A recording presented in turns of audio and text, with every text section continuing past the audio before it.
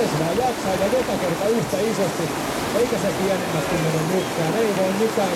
Hän menee vaikka 20 kertaa täällä ja voittaa jotakin kilpailun.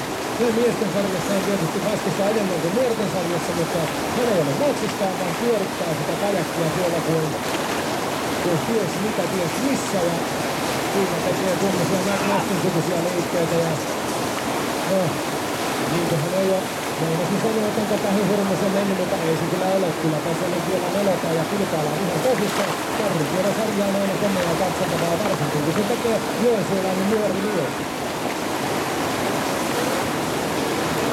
Aikaa ei ole paljon jäljellä, mutta ei se tarvitse ollakaan sen verran paljon on temppuja jo tehnyt tämä Joensuun kauhoja. Ja sieltä lähtee vielä split-hiililtä kärryksihän perään.